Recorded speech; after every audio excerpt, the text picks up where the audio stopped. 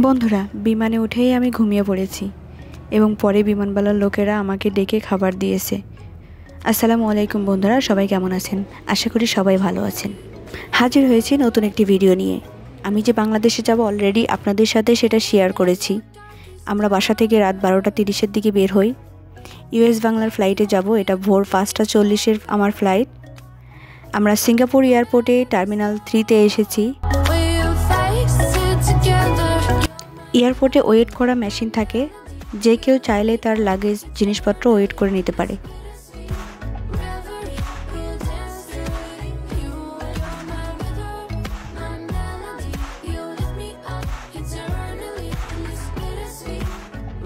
এগারো নম্বর কাউন্টারে US Bangla check in করে।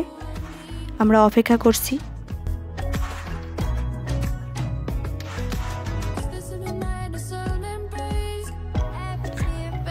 আমরা এখান থেকে কফি খাই, আর আমার খুব ঘুম পাচ্ছে, তার জন্য আমি কফি খেয়ে নিলাম যাতে আমার ঘুম না আসে। হঠাৎ করেই দেখি চেক ইনে সিরিয়াল হয়েছে। আমিও 4 নম্বর সিরিয়ালে দাঁড়িয়ে গেলাম।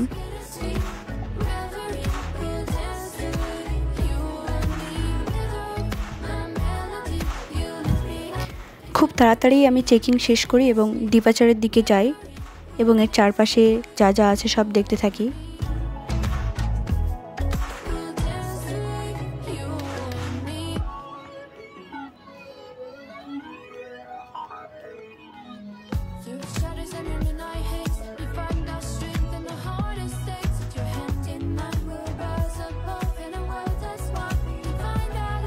যেহেতু আমি একা যাচ্ছি, তাই ইমিগ্রেশন শেষ করে ভিতরে চলে যাব, যাতে আমার হাজব্যান্ড বাসায় ফিরে যেতে পারে, কারণ কাল সকালে তার অফিস আছে। অলমোস্ট রাত 2:00+ বাজে। আমি ইমিগ্রেশন শেষ করে এপাশে চলে এসেছি। যেহেতু এখন অনেক রাত, 2টারও বেশি বাজে, এখানে বিভিন্ন ব্র্যান্ডের শপ আছে, তেমন কোনো ভিড় নাই, ইভেন তেমন কোনো লোকও নাই। আমি একা যাচ্ছি কারণ আমার হাজব্যান্ডের ছুটি পাই নাই, তাই একা যেতে খুবই খারাপ লাগছে।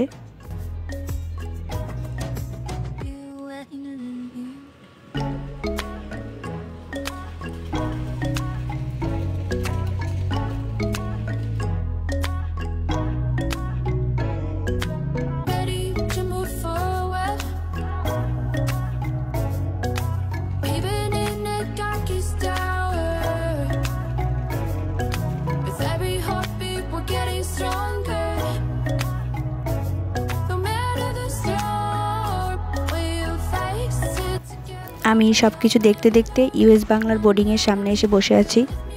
আমার মতো অনেকেই আছে এখানে বসে।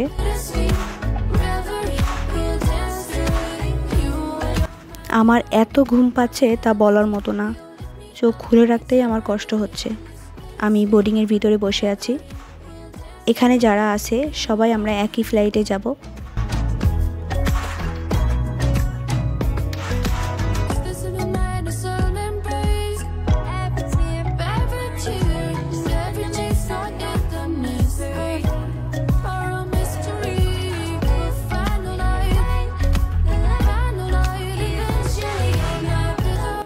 এখন সময় রাত 5:30। একজন ভদ্র মহিলা আমাদের বিমানে ওঠার জন্য বলেছে এবং আমি সবার আগে প্রথমে বিমানে উঠি।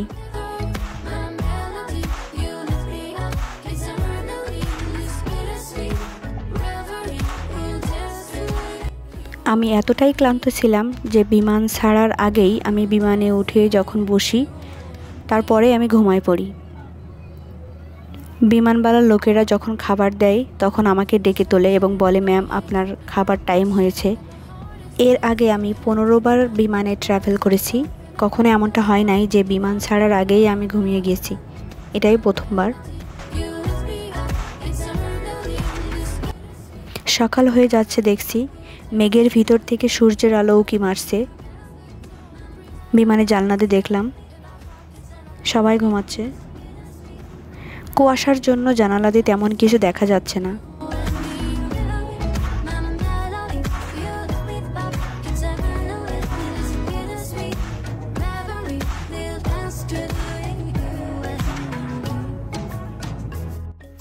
বিমান ঢাকায় এসে গেছে, এক্ষুনি নিচে নামবে।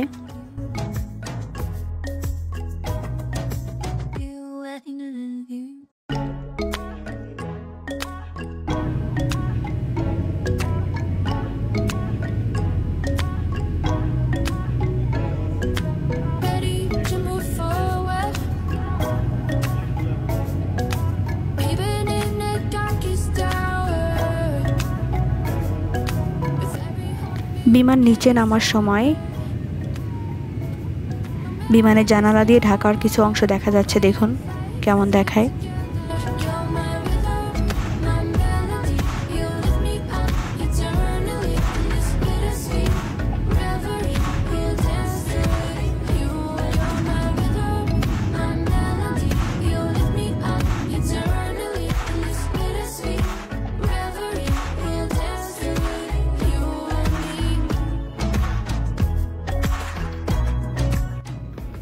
আমরা ইউএস বাংলার বাসে করে এয়ারপোর্টের ভিতরে চলে যাচ্ছি। বিমানের ভিতর থেকে নামার সময় তখনই আমাদের বলে দিয়েছে যে 1 নম্বর কাউন্টার থেকে আমাদের লাগেজ সংগ্রহ করতে হবে। আমি লাগেজ সংগ্রহ করব এবং ডোমেস্টিক এয়ারপোর্টে চলে যাব, কারণ সকাল 11টায় ঢাকা থেকে যশোরের আমার ফ্লাইট আছে, এটা ধরতে হবে। আমি অলরেডি ব্যাগ নিয়ে নিয়েছি। অন্য কোনো ভিডিওতে শেয়ার করব ঢাকা থেকে যশোরে যাওয়ার ভিডিও। সবাই ভালো থাকবেন, আল্লাহ হাফেজ।